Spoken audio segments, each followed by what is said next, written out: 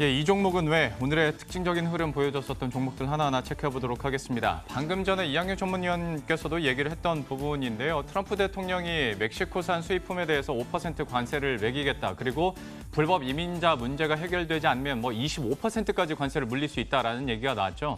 하다 보니까 멕시코에 차량 생산 공장을 가지고 있는 기아차가 오늘 타격을 받아가는 모습인데요. 어느덧 5% 가까이 빠지고 있습니다. 현재 구간 39,150원 선 지나가고 있습니다.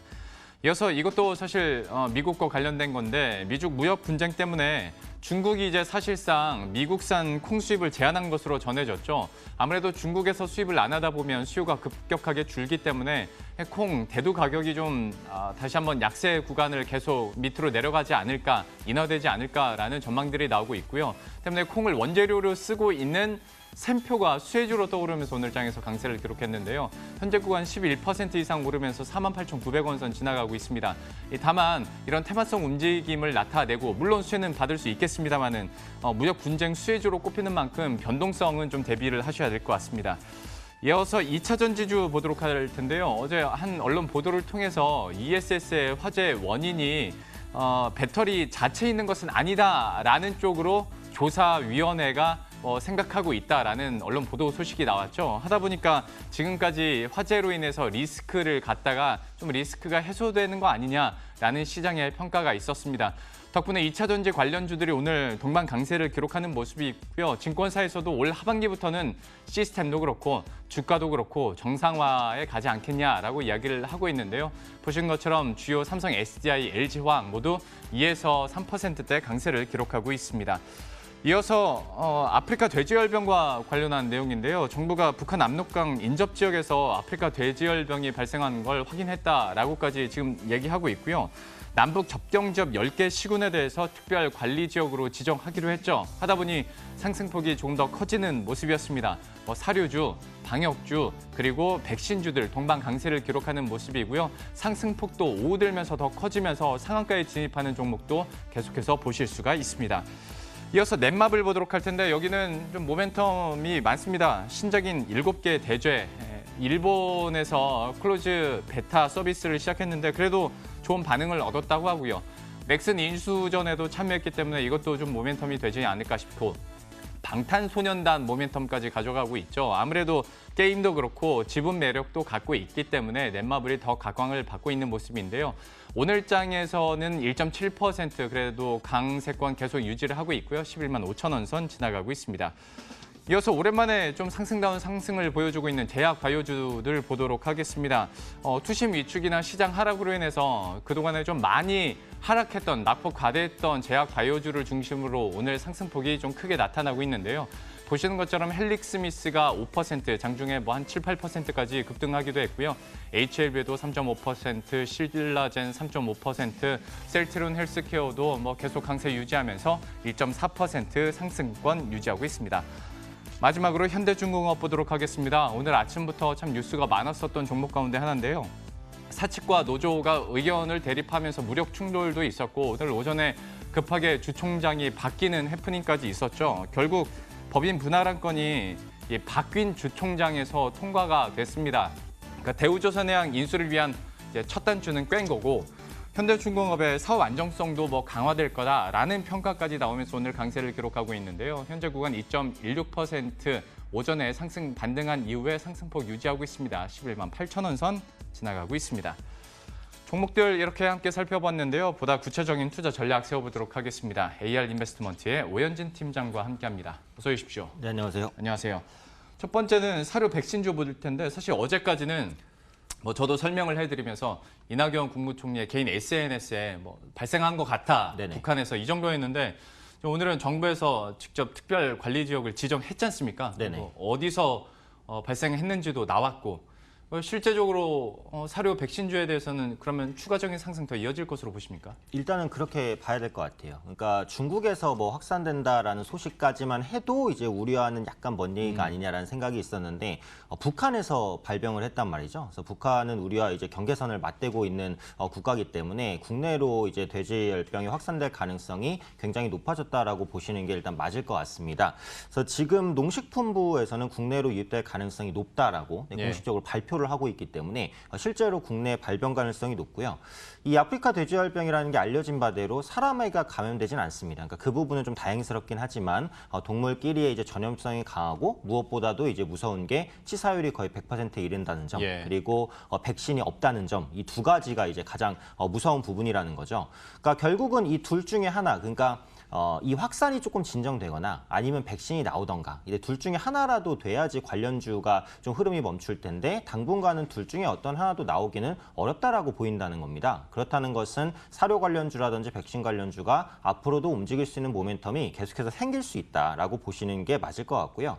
일단 국내로 만약에 유입이 되게 되면 뭐 그렇지 않아야 되겠지만요. 관련주는 당연히 예. 추가적인 급등을 보일 것으로 예상이 되고 지금 아프리카 돼지열병의 주요 원인으로 지목받는 게 그 잔반급여인데 네. 한국에서는 아직 전면급여가 아니에요. 그래서 한번 이제 뭔가 그 잔반 처리 업체를 거친 잔반은 급여할 수 있도록 돼 있거든요. 그래서 이 부분을 또 전면 금지시켜야 된다라는 요구가 높습니다. 그래서 충분히 이제 전면 금지될 가능성도 있다라고 보고 있고 그렇게 되면 이제 결국은 사료를 먹여야 되는 거니까 사료 관련주에는 역시 모멘텀이 될 수도 있다라는 거죠. 그래서 사료 관련주와 백신 관련주는 계속해서 보셔야 되는데 오늘은 이제 또 닭고기 관련주도 네. 상대적인 수혜가 있다 해서 올라가는데 닭고기 관련주는 사실 테마성이 좀 약할 수 있다고 봐요. 왜냐면은 돼지고기가 비싸지니까 닭고기를 먹는다는 관점인데 올해 하반기에는 돼지고기 가격이 좀 하락할 것으로 예상을 하고 있어요. 네. 돼지 공급 두수가 좀 많아졌고 소비자들도 돼지를 약간 기피하는 형상이 있으면서 소매 가격이 좀 하락하고 있어서 닭고기주에 실질적인 반사 수혜가 있을지가 명확하지 않다는 겁니다. 그래서 결론적으로는 아프리카 돼지열병 관련주는 계속해서 움직일 가능성이 높고 그중에서는 이제 사료주와 백신주를 보시는 게 좋고 닭고기주는 조금 주의해서 보실 필요가 있지 않을까 판단하고 있습니다. 네, 이거는 좀 진짜 알아두셨으면 좋겠고 방금 언급도 해주셨지만 백신이 없다는 거 아니겠습니까? 네네. 근데 백신주가 오르는 것, 그러니까 투자 심리 입장에서는 우리가 반영을 해야겠습니다만은 이 부분은 오해 없으셨으면 좋겠고 투자 의견 그러면 글쎄요 좀 나빠요로 갈까요? 글쎄요로 갈까요?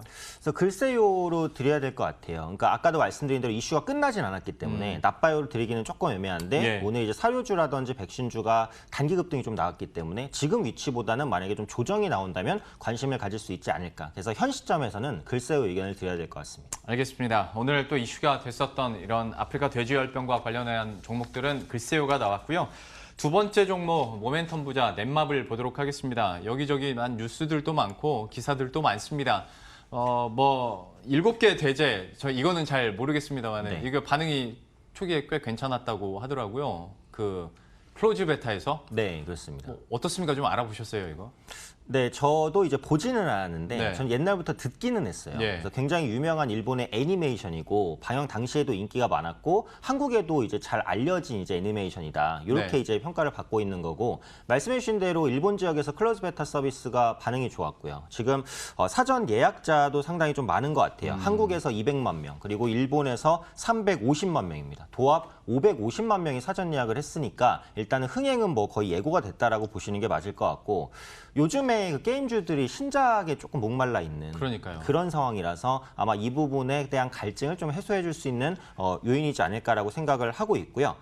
또 추가적으로 이제 넷마블은 BTS 관련주로도 엮여 있는 부분이 네. 있습니다. 그래서 실제로 국내 시장에 BTS 관련주가 많지만 사실 최대 수혜주는 넷마블이라고 보여져요. 예. 왜냐하면 결국은 빅히트의 엔터의 지분을 25% 정도 상당 부분 가지고 있기 때문에 BTS 인기 상승에 따른 효과를 볼 수 있는 거고 넷마블이 이제 BTS 월드라는 그 게임을 6월 말에 출시를 네. 합니다. 역시 사전 예약이 진행되고 있는데 상당히 또 많은 사람들이 또 사전 예약을 신청한 것으로 보여지고 있어요. 그래서 흥행 신작이 최소한 2개까지가 기대가 된다라는 부분 체크해 보시면 될 것 같고 넥슨 본입찰이 오늘 마무리가 됐는데 이제 넷마블, 뭐 카카오, 그다음에 KKR, 뭐 MBK 파트너스 여러 이제 뭐 상호펀드를 비롯한 대기업들이 뛰어들었습니다. 그래서 어디로 갈지는 모르겠어요. 근데 만약에 넷마블이 그 넥슨을 품에 안게 된다면은 명실상부한 국내 최대 1위, 압도적인 1위 게임사가 탄생하는 것이기 때문에 그에 따른 외형 성장 효과도 있지 않을까 싶습니다. 그래서 이런 부분을 복합적으로 고려해 본다면 현재 시점에서는 모멘텀이 많은 기업이 아닐까 판단하고 있습니다. 예, 그러니까 요즘에 참 찾아보기 힘들 정도로 모멘텀이 네네. 쌓여 있는 종목 가운데 하나인데 그렇죠. 그러면 투자 의견 당연히 좋은 쪽으로 나오겠네요. 네, 그래서 지금 주가도 하락 추세를 마무리하고 약간 돌리려는 그런 네. 시도기 때문에 뭐 주가적인 위치도 부담스럽지 않은 것 같아요. 기관의 수급도 들어오고 있으니까 좋아요 의견 드리고 관심 있게 보셔도 좋을 것 같습니다. 넷마블에 대해서 좋아요, 투자 의견 정리하도록 하겠습니다. 이어서 제약바이오 보도록 할 텐데 글쎄요, 여기는 물론 종목별로 다 쪼개서 보기는 해야겠습니다만 네네. 오늘 동반 강세를 기록하고 있고 그 코롱 인보사 사태가 있었기 때문에 네네. 과연 그 악영향에서 이제 슬슬 빠져나오나 많은 분들이 궁금해하실 것 같아요. 여기에 대해서는 좀 어떻게 평가하십니까? 그러니까 결국 이제 코오롱 그룹 측은 빠져나오려면 시간이 좀 걸린다고 그렇겠죠. 보여지지만 제약바이오주는 리스크가 많이 완화되지 않을까 생각하고 있어요. 왜냐하면 리스크가 끝나지 않았어도 시장이 가장 우려했던 게 그 인보사에 대한 허가 취소였는데 어쨌든 허가 취소가 됐습니다. 네. 그러니까 여기서 더 최악으로 나올 만한 결론은 많지 않다라는 거죠. 뭐 한 가지 생각해 볼 부분이 이제 코오롱 티슈진의 상장 폐지 여부 뭐 네. 이런 부분들이겠지만 그것까지는 시간이 조금 걸리는 부분이기 때문에 제약바이오주가 이런 악재들을 많이 반영을 했다. 지금은 미워도 다시 한번 봐야 되는 섹터다. 뭐 이 정도로 생각을 하고요. 또 모멘텀이 한 가지 있습니다. 세계 최대 암학회죠. 미국 임상 종양학회가 다음 달 4일까지 개최가 되는데 여기서 국내 한미약품, 유한양행, 제넥신 다수의 의약사가 신약 관련된 데이터를 공개합니다. 그래서 관련해서 제약주의 투자 심리가 살아날 만한 요인들이 생기고 있다는 부분을 생각해 보시면 되겠고요. 지금 이제 제약바이오주가 많이 밀렸어요. 다른 섹터 대비해서도 가격적인 매력도 있다라고 좀 보여지고 있으니까 좀 파이프라인을 많이 가지고 있는 그런 제약주 중심으로는 한 분할 매수도 고려해 볼 수 있지 않을까 판단하고 있습니다. 그러면 이제 또 6월장을 준비하면서 제약 바이오주에 대한 투자 의견 좀 정리를 해주시죠. 네, 제약바이오주는 일단 좀 좋아요 의견을 드릴 수 있을 것 같아요. 근데 말씀해 주신 대로 역시 종목에 따라서 다르니까 네. 파이프라인 확보가 관건이라고 보는데 뭐 개인 투자자분들이 특히 많이 관심을 가지시는 종목이 또 셀트리온이잖아요. 네. 셀트리온 같은 경우도 보시면 최근에 바닥 탈피를 좀 시도를 합니다. 그래서 렘시마에 이어서 뭐 허주마라든지 뭐 트룩시마 그리고 피아 주사형 제제죠. 렘시마 SC의 유럽 승인 가능성도 높기 때문에 지금은 모멘텀이 꽤 풍부한 것 대비해서 많이 밀렸다고 보고 있어요. 뭐 셀트리온 헬스케어 블록딜 이런 이슈들이 많이 반영이 됐다라고 생각을 하니까 지금은 저가 매수가 조금 더 들어올 수 있는 또 종목 중에 하나가 아닐까 판단하고 있습니다. 제약 바이오주도 긍정적으로 투자 의견이 나왔고요. 셀트리온 그룹주에 대해서도 6월 한 달 동안 또 유심히 지켜보도록 하겠습니다. 네 번째 종목은 여기도 오늘 스펙타클했습니다. 현대중공업 그렇죠. 얘기를 해보도록 할 텐데 마음 같아서는 현대중공업의 그 기업 경쟁력만 보고 싶긴 한데 아무래도 오늘 주주총회 얘기도 해야 되고 네네. 대우조선해양 그 인수하는 과정에서의 잡음들도 신경은 써야 될 텐데 네네. 이 종목에 대해서는 좀 앞으로 전망 어떻게 하세요? 네, 그래서 뭐 많이 빠진 매력은 있습니다만 이제 그 이상의 모멘텀을 찾기는 당장은 좀 어렵지 않을까 생각하고 있어요. 그러니까 오늘 반등하는 것은 결국은 대우조선해양과의 이제 합병 모멘텀 기대된다. 뭐 이런 부분이죠. 어찌어찌해서 이제 주총에서 그 분할 안건이 통과가 됐습니다. 이 물적 분할은 대우조선해양을 품에 안기 위한 선제적 절차라고 보고 있기 때문에 예. 합병 가능성이 높아진 게 맞다라고 보시는 게 맞는데. 지금 주총장을 옮겨서 이걸 결정할 정도로 노조의 반대가 아주 강력하다라는 네. 말이에요. 그래서 어떻게든 합병이 진행된다고 해도 이 노조와 원만한 합의가 이루어지지 않으면 기업 경영상의 리스크는 계속해서 이어지는 것이다. 이게 재무제표에 나오는 손실은 아니지만 그쵸. 실질적으로 어떻게 보면 좀 무형의 손실로서 예. 작용할 수 있겠다라고 보셔야 되는 게 맞고요. 대우조선이랑 이제 합병을 했을 때 외형 성장 효과는 분명히 있습니다. 그러니까 현대중공업은 글로벌 조선 1위 업체고 대우조선해양은 2위 업체니까요. 네. 그래서 합병하게 됐을 때 글로벌 전체 물량의 한 20% 정도를 독식할 것으로 보여지고 또 그동안 문제가 국내 업체끼리 수주에서 싸운다는 거였단 네, 말이에요. 네. 근데 이제 현대중공업과 대우조선해양은 적어도 이제 안 싸우게 될 테니까 그런 경쟁 강도가 조금 낮아진다? 이런 부분도 역시 이제 점수를 줄 수 있는 부분이라고 생각을 합니다. 다만 이제 앞서 말씀드렸던 그 노조와의 갈등을 아직 해소하지 못했다. 뭐 이런 부분이라든지 또 지금 조선업황 자체를 볼 때는 그렇게 좋다고 보여지지는 않는단 말이에요. 그러니까 최근에 유가 상승 때문에 FPSO라든지 LNG선 고부가 선박에 대한 수주가 증가한 것은 맞습니다만 또 국제유가가 또 빠르게 또 급락하는 그런 모습이 나타나서 이 부분에 대한 부담도 있는 것이고요. 미중 무역 분쟁이 현재 시점에서는 장기화가 불가피한 상황이기 때문에 글로벌 무역량이 위축될 수도 있습니다. 그래서 그래서 이런 부분을 전반적으로 생각한다면 외형 성장 자체는 긍정적이나 노사 문제나 업황 이런 부분들이 좋다고 보기는 조금 어렵기 때문에 지금 상황에서 탄력적인 주가 상승을 보여주기는 힘들지 않을까 판단하고 있습니다. 예, 저도 설명 듣다 보니까 현대중공업과 대우조선의 어떤 합병 시너지 얘기 듣고 있으면 되게 먼 훗날 얘기 같은 느낌이 있어요. 네, 그렇죠. 지금 워낙 좀 이런 마찰이 있다 보니까. 그러면 이건 투자 의견도 그렇게 막 좋게는 안 나오겠네요.